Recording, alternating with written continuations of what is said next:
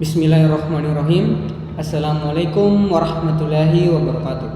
Perkenalkan, saya Ahmad Fadil Ismail dari kelas C22A, Prodi Pendidikan Guru Sekolah Dasar, Fakultas Ilmu Pendidikan, Kampus 5 Parepare, Universitas Negeri Makassar. Di sini saya akan memaparkan suatu materi terkait teknologi informasi dan komunikasi di sekolah dasar.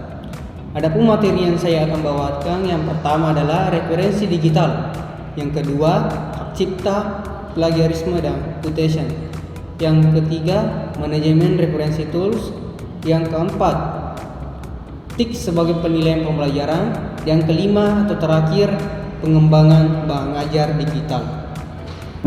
Materi yang pertama adalah referensi digital. Referensi digital adalah pelayanan transisi referensi di lingkungan digital yang memanfaatkan potensi teknologi web. Referensi digital sering juga disebut sebagai referensi virtual, di mana disediakannya layanan referensi seperti perpustakaan secara online. Referensi digital sejarahnya muncul di tahun 1980-an yang dimanfaatkan untuk akademik dan medis melalui pelayanan email. Materi yang kedua adalah hak cipta, plagiarisme, dan quotation. Apa itu hak cipta? Hak cipta adalah bagian dari hak kekayaan intelektual atau disingkat HKI.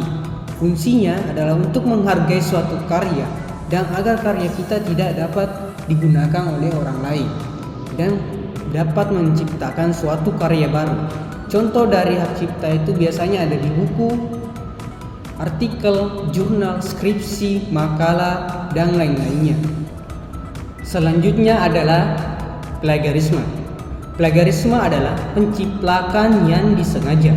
Menurut Silverman, plagiarisme adalah menulis pendapat, tulisan atau kutipan dari buku, makalah, jurnal, artikel, dan sebagainya tanpa menuliskan sumbernya.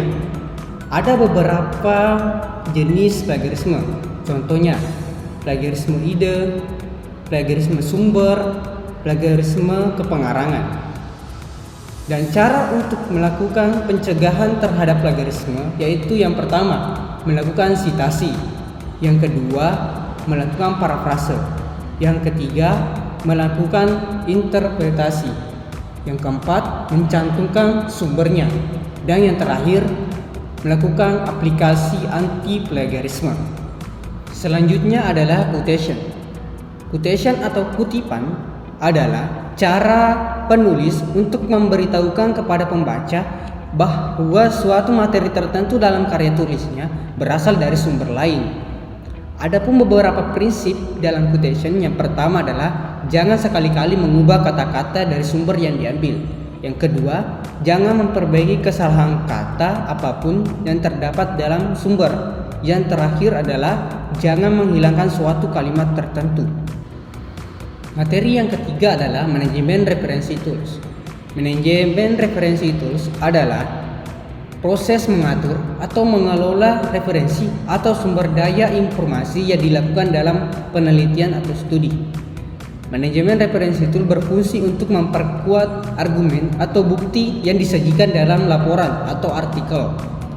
Adapun macam-macam atau contoh dari aplikasi manajemen referensi tools seperti Zotero, Mendeley, dan EndNote.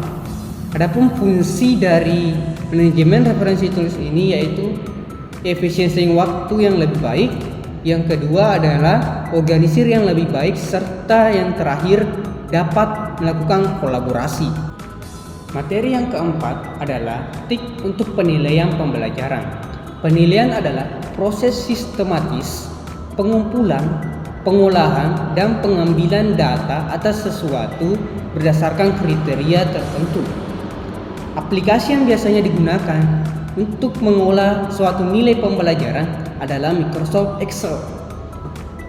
Microsoft Excel adalah salah satu bagian dari aplikasi Microsoft Office yang dimana terdiri dari kolom dan baris elektronik untuk mengolah dokumen angka dengan menggunakan operasi matematika dan statistika.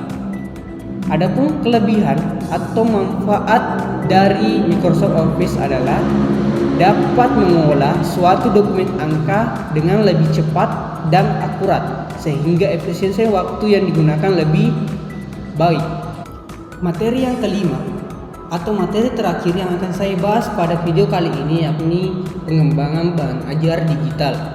Bahan ajar adalah segala sesuatu, bahan atau alat yang digunakan oleh guru dan siswa dalam proses belajar mengajar, yang disusun secara sistematis, baik tulisan ataupun tidak, untuk menciptakan suasana yang lebih efektif dan menyenangkan.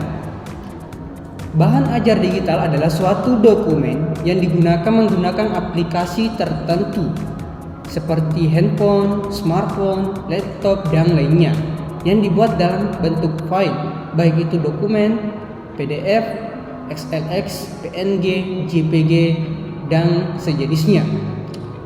Adapun aplikasi yang biasa digunakan dalam pembuatan bahan ajar digital yakni podcast, augmentasi reality, virtual reality, dan open source. Baik, itulah tadi materi yang saya sampaikan tentang referensi digital, legalisme, hak cipta dan quotation, manajemen referensi tools, tik untuk penilaian pembelajaran, dan yang terakhir pengembangan bahan ajar digital. Semoga apa yang saya sampaikan pada kesempatan kali ini dapat bermanfaat bagi kita semua. Maafkan jika ada kesalahan kata, lebih dan kurangnya mohon dimaafkan. Wassalamualaikum warahmatullahi wabarakatuh.